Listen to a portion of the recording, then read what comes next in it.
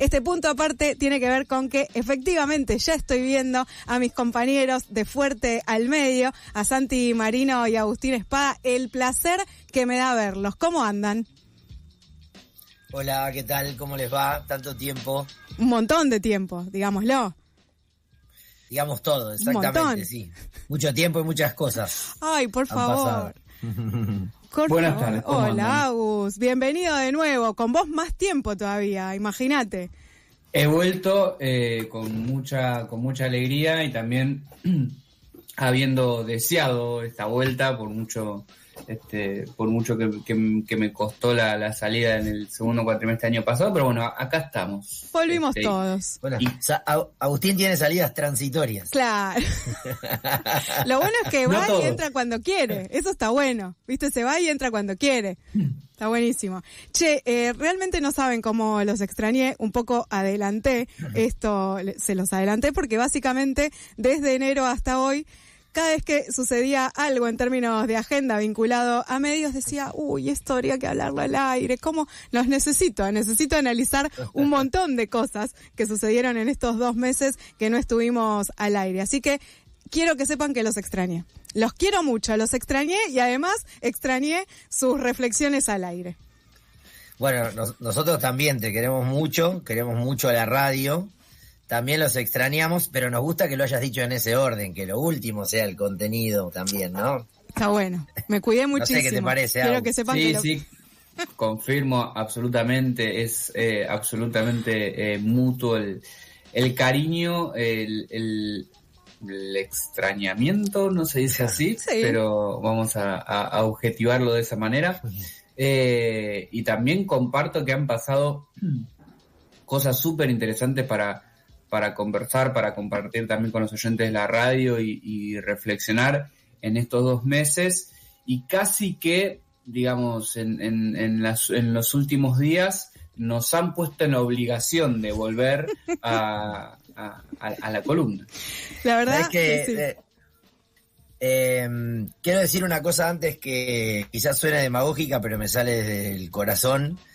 Que tiene que ver con mandarle un saludo y un abrazo muy muy fuerte a todas las personas que desde Bahía Blanca nos escuchan durante tantísimos años, que hacemos Fuerte al Medio, y en particular a las personas vinculadas a los medios comunitarios que nos han tenido muchas veces ahí. Además, recién por suerte hablé con nuestro amigo Mauro de FM de la Calle, y bueno, decirles los que ya saben que estamos acá para ellos, para lo que necesiten. Y como sabemos que hay una gran parte de nuestra audiencia que nos escucha de ahí, en algún momento Fuerte al Medio fue además pastilla de alguna de las emisiones de FM de la Calle, y además porque Bahía Blanca es como cuando vos vivís en Tres Lomas, mirás para 2 lados. Para uno muy cerquita mirás a Trenquelauquen, y cuando un poquitito más lejos mirás a Bahía Blanca. Muchos amigos viven ahí, por suerte todos están bien. Eso es súper egoísta decirlo, porque sabemos de cuántas personas lo están pasando tan mal, pero quiero mandarles un abrazo muy muy fuerte. Después de ponerme serio, después de esta seriedad, tengo una cosa que era más divertida para decir, pero perdonen que necesitaba decirlo porque me sale desde el corazón. Obviamente abrazamos fuerte a todos los compañeros y compañeras que están laburando allá. El fin de semana vienen haciendo un laburazo. Otra vez se confirma la necesidad de las radios, ¿no? En momentos de tragedia. Realmente es fundamental. Y vienen haciendo un trabajo de distribución de información oficial y demás que es pero loable y súper necesario para estos momentos. Uh-huh. Sé que Agus ha estudiado incluso este tema. Lo hemos hablado algunas veces con Ernesto Lamas, el rol de la radio en las tragedias y en este tipo de episodios. Hoy a la mañana escuchaba en una entrevista en una radio porteña, como una persona decía, no teníamos radio para enterarnos, porque ahora los celulares no tienen radio además, y seguramente los celulares se quedaban rápidamente o sin señal o sin energía, pero sí, el rol de la radio en estos contextos, porque con un par de pilas hay posibilidad de saber lo que está pasando, y que lo que te está pasando no te pasa solo a vos, ¿no? Que es en parte lo que uno empieza a escuchar ahora cuando se habla de algo menos dramático. O sea, lo más denso y dramático pasa por otro lado, pero por otro lado es cómo se enteran las personas de Bahía, lo que está pasando ahí alrededor. Así que sí, el rol de la radio como una vez más en estos contextos, ¿no, Agus? Sí, de la producción local de radio, pero también en estos casos, teniendo en cuenta que hubo muchas horas, e incluso por condiciones materiales, donde fue muy difícil realizar emisiones desde Bahía, el rol también que tiene la radio, por ejemplo, y especialmente la radio AM, para llegar con contenidos que no me quiero animar a decir que sean nacionales, pero aunque sean regionales, para transmitir y llegar a aquellos lugares donde no están pudiendo, por supuesto, recibir radio, pero mucho menos en algunos trayectos emitirlo, transmitirla. Así que sí, sin duda de esto también podemos tener una conclusión mediológica, si se quiere. Sí. Ahora bien, yendo a cambiar un poquito de página, quería decir, casi humorísticamente, que Fuerte al Medio no se encargó de hacer ningún despelote mediático para atraer a las audiencias a partir del 10 de marzo, cuando volvía al aire, pero el mercado se encargó de eso. Nadie salió a hablar de con quién había salido, ni contaron, ni se pusieron a pelear con meteorólogos, ni nada. Este servicio de radio histórico y también de stream le dijo al mercado que se hiciera una de las que sabe hacer para que fuera necesario un Fuerte al Medio este lunes. Sí, estábamos entre hablar de Icardi, Guandanara y la China Suárez, que sin duda fue el tema del verano, y que por supuesto que podemos encontrarle una arista para que sea trabajado en nuestra columna, pero haciendo eco de esta frase que está tan de moda desde 2016-2017, han sucedido cosas, han pasado cosas en las últimas horas que nos imponen el tema de esta columna, que es ni más ni menos la compra de Telefónica por parte de Telecom, /, y nota al pie, como quieran, dígase Grupo Clarín. Desde que Agustín cursó políticas de comunicación hace muchísimo tiempo conmigo, quizá incluso un poco antes, yo hacía un chiste al empezar el curso que era: este año va a estar bastante fácil cursar la materia porque la materia sale en los medios, hablando de los medios. Bueno, vamos a hablar de, como se dice ahora, todo lo que es la compra de Telefónica por parte de Telecom. Yo le proponía a Agustín por la mañana seguir la estructura de su muy buena nota en Chequeado, que Agustín publicó, si mal no recuerdo, la semana pasada. Sí, la semana pasada.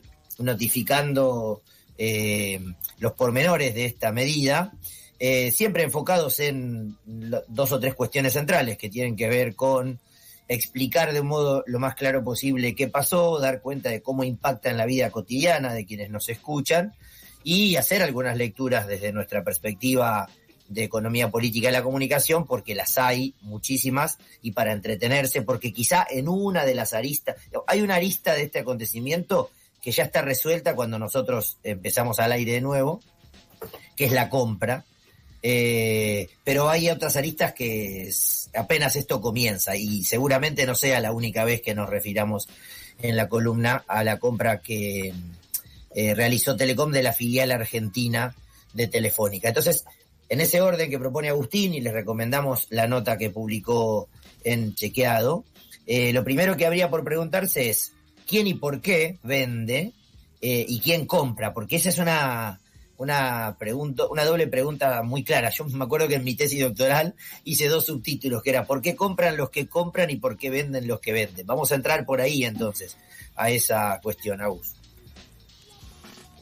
Sí, porque siempre es súper necesario entender qué hay detrás de los nombres de las empresas, ¿no? Digamos, qué hay detrás de Telefónica como empresa con mucha trayectoria en el mercado argentino, y qué hay detrás y qué es y quiénes son Telecom en el caso de Argentina, teniendo en cuenta, por ejemplo, que las empresas, sobre todo las corporaciones, sostienen sus nombres, pero a lo largo del tiempo y sobre todo en los últimos años vienen cambiando de accionistas y de forma de componer su manejo y su dirección de manera cada vez más rápida. Entonces, yendo a las primeras 2 preguntas que nos proponemos con Santi, que es quién vende y por qué vende, tenemos que decir que Telefónica de España es una empresa del rubro de las telecomunicaciones muy tradicional, pero que contrariamente a lo que podríamos pensar,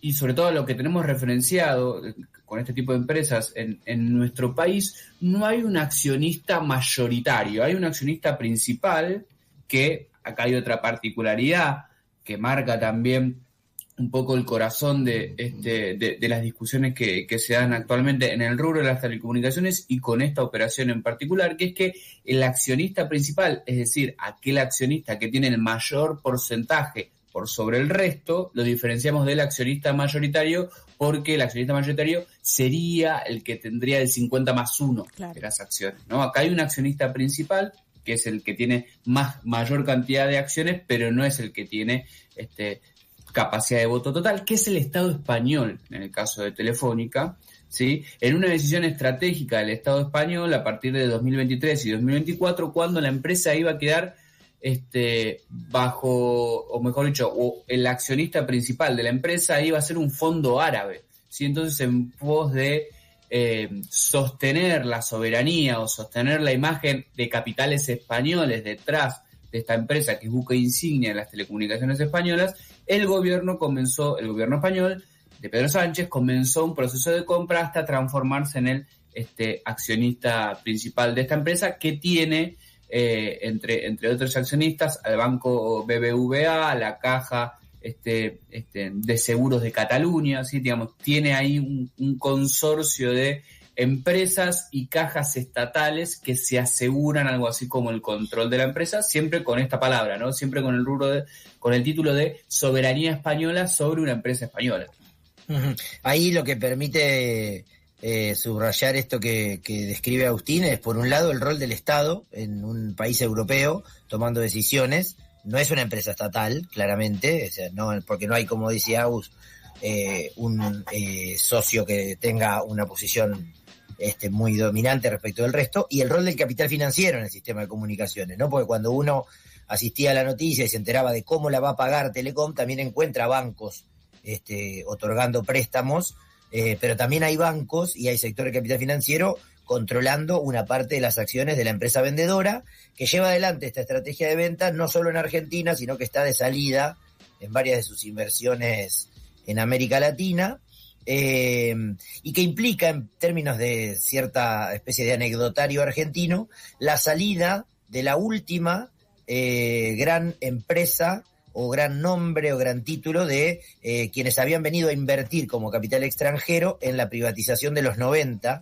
de la línea de telefonía fija, que hoy no es el corazón del mercado. Telecom no se la compra fundamentalmente por eso, que también se compra, pero es un cambio significativo 35 años después, más o menos. Sí, absolutamente. Digamos, podemos decir que luego del proceso de privatización de Entel, que da origen a dos monopolios, por decirlo de alguna manera, ¿sí? Porque no es un duopolio porque las dos empresas no gestionaban en las mismas zonas de mercado, sino que el Estado y el gobierno de Carlos Menem, mejor dicho, creó un monopolio, podríamos decir, de la avenida Rivadavia hacia el norte, que quedó en manos de Telecom, y otro monopolio de la avenida Rivadavia hacia el sur, donde quedó Telefónica. Bueno, podemos decir que 35 años después, si no me fallan las cuentas, porque yo estudié comunicación, no ingeniería ni matemática, 35 años después, esas dos empresas y sobre todas las cosas, esas dos estructuras, infraestructuras y redes, vuelven a quedar en manos de una sola empresa, dominada, esta vez en aquel entonces por capitales italianos y franceses, Telecom. En este caso, el comprador, Telecom, es una conjunción de capitales argentinos, sí, que también es el accionista principal, que es el Grupo Clarín, o los accionistas del Grupo Clarín a través de Cablevisión Holding, y un segundo accionista que tiene casi tanto poder como el Grupo Clarín, que es el fondo Fintech del mexicano Martínez, si no me estoy equivocando el nombre que se me escurrió de la mente. Exactamente, David Martínez, que fue, entre otras cosas, aquel que llevó la negociación con el gobierno cuando Clarín dijo, bueno, lleguemos hasta aquí, presentó el plan de adecuación en torno a la ley audiovisual. Es un socio muy significativo, tiene el 40% de Telecom, y también expresa el capital financiero que está en la empresa vendedora, pero también en la empresa compradora, porque el señor Martínez es un tenedor de fondos que en algunos casos fue el tenedor de bonos hold-in de la deuda externa argentina, los que habían entrado en el acuerdo, no los hold-outs que no habían aceptado el pago de la deuda. Planteo esto no porque haya que tener en claro estas trayectorias del capital para entender qué pasa con la compra, sino para entender cómo todo está relacionado. La privatización de los 90 está relacionada con esta compra, la presencia de capital financiero en las empresas que salen y en las que compran también explica el fenómeno, y el proceso de la deuda externa argentina como contexto macro, ¿no? También en días en donde aparentemente el gobierno va a renovar un acuerdo, otro nuevo con el Fondo Monetario Internacional. Una cosa que me parece clave, Agus, incluir es qué se compra Telecom, que tiene esta composición accionaria, porque eso permite mostrar el impacto que va a tener en la vida cotidiana. Me parece muy interesante esta vuelta que das de decir dos monopolios, porque los operadoras no competían entre sí, ahora es uno solo, un poco más grande. Técnicamente no es monopolio, ahora lo vas a explicar, pero con una posición muy significativa en algunos mercados que se van poniendo uno al lado del otro, además, ¿no? Que por las innovaciones tecnológicas y el uso social conviven y nos tienen ahí todo el tiempo. Telefónica le vende a Telecom, por supuesto, porciones de mercado, ¿no? Es decir, le vende el 38% del mercado de telefonía fija, le vende el 27% del mercado de telefonía móvil y le vende el 12% del mercado del servicio de internet al hogar, de banda ancha al hogar. Perdón, ¿no? Agus, pero estamos hablando siempre de acá de Argentina. Sí, de Argentina. Siempre Argentina. De la operación argentina. Bien, sí, bien. Telefónica le vende hasta ahora solamente la operación argentina a Telecom. ¿Por qué digo hasta ahora? Porque hay una posibilidad bastante concreta de que Clarín compre también, mejor dicho, Telecom compre también la operación uruguaya de Telefónica. ¿Sí? Hay negociaciones. Pero volviendo, por supuesto que estas porciones de mercado se concentran, sin van a quedar solamente en manos de Telecom. Pero lo que sucede también es que lo que se incluye en esta operación son las redes, es decir, son los cables, los postes, la fibra óptica, ¿sí? Las antenas y las porciones de espectro que tenía Telefónica y que está comprando Telecom. ¿Sí? Como bien decía Santi, el resultado de esta operación no es un monopolio, ¿sí? Como desde distintos sectores políticos se construyó discursivamente desde el comienzo, pero sí se crea una empresa, o el resultado es una empresa como Telecom, que se convierte en el principal jugador de todos los mercados dentro de los servicios comunicacionales de nuestro país, y en muchos de ellos con una posición dominante que podría atentar contra la competencia en esos segmentos, ¿no, Santi? Claro, exactamente. Creo que en algunos casos la posición dominante que habilita esta compra podría casi, allí donde no la impida, al menos la desincentiva a la competencia, porque ¿por qué razón no sería Clarín el que le compra la operatoria en Uruguay? Tiene la misma explicación a este planteo, que es cómo hace un jugador para competir, aunque sea un jugador grande, porque en algunas zonas del mercado donde hoy Telefónica cede su lugar a Telecom, va a quedar con posición dominante Telecom. Hay un jugador grande, que es Claro, por ejemplo, que es una empresa de capitales extranjeros, de una presencia muy robusta en todo el mercado de telecomunicaciones de América Latina, también de Argentina, que puede jugar todos los partidos, porque tiene desarrollos hasta para plataformas audiovisuales, tiene derechos, ha ganado algunas competencias mínimas, por ejemplo, la transmisión vía plataformas de streaming audiovisual de los Juegos Olímpicos. Claro. Digo, no estamos hablando de un hiato que se compró esos derechos, tiene, pero efectivamente es muy difícil pensar en escenarios de competencia, porque en algunos lugares la posición dominante, si no la impide, la desincentiva. Hay que decir también que Claro era el actor menos preparado para la competencia en todos los servicios, es decir, la competencia mano a mano en todos los servicios con el resto de los operadores, porque por la estructura regulatoria de nuestro país, especialmente por la estructura regulatoria que resultó de la Ley de Servicios de Comunicación Digital y de la Ley Argentina Digital, le fue muy complicado competir en los segmentos fijos. ¿Cuáles son los segmentos fijos? Los segmentos, para decirlo en criollo, que nos enchufan un cable en nuestra casa. ¿sí? Entonces tenemos la televisión paga, tenemos la telefonía fija y tenemos la internet de banda ancha. Claro. Prestar esos servicios requiere de muchísima inversión y durante muchísimos años Claro y Telefónica en muchos casos, no estuvieron habilitados a dar esos servicios, pero Telefónica sí lo podía dar por toda la estructura fija que había heredado de Entel. Entonces, en estas condiciones hay cuestiones de competencia que quedan bastante resentidas, particularmente y en algunas zonas del país, como por ejemplo el sur del conurbano bonaerense, lo que es la internet de banda ancha, y habría que ver también, por ejemplo, en el sur del AMBA, por decirlo de alguna manera, esta operación anula un competidor que era Telefónica, digamos, en el norte del AMBA Telefónica no estaba presente dando banda ancha, pero sí en el sur, y habría que ver también qué sucede con un actor que tiene más del 60% del mercado en el rubro de telefonía móvil, ¿no? Y ahí abrimos la pregunta de qué puede hacer el Estado, qué herramientas tiene Milei a mano si quisiera enfrentar esto.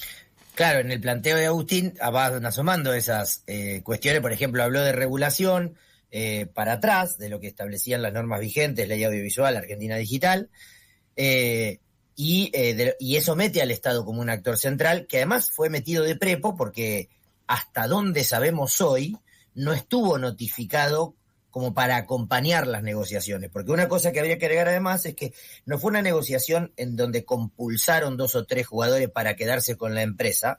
Hay algunas informaciones que sostienen que Clarín pagó el precio que pagó, también por ser el único en la competencia, y luego notificó al gobierno, que es el que tiene algunas herramientas del Estado para tomar algunas decisiones. ¿Qué puede hacer? Santi, pero ahí, por ejemplo, cuando se pone en venta en un tipo de empresa como esta, ¿sí o sí se tiene que notificar al Estado?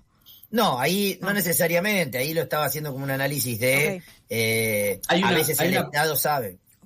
Hay una particularidad, que es que en este caso el Estado es accionista de Telecom a través del Fondo de Garantía de Sustentabilidad del ANSES. Entonces, debería estar enterado, de mínimo. Debería tener información, y sobre todo teniendo en cuenta que del otro lado el que motoriza en parte las negociaciones es otro gobierno. Es otro, claro. Español, sí. Claro. Para explicar esto necesitaríamos una especie de mapa interactivo, pero moviendo fichitas, por esto que vamos marcando, porque capaz que en el discurso queda como al pasar, pero yo haría hipervínculo en alguna de las cuestiones que vamos diciendo. Por un lado aparece esta idea que plantea Agustín en la descripción, y yo subrayaba lo de capital financiero. Por otro lado aparece esta idea de el Estado de España tomando decisiones para no quedar con su empresa insignia de comunicaciones en manos de árabes, entonces se compró ese 2%. En tercer lugar, es un Estado tomando decisiones que impactan en el mercado donde juega otro Estado, que es Argentina. Claro.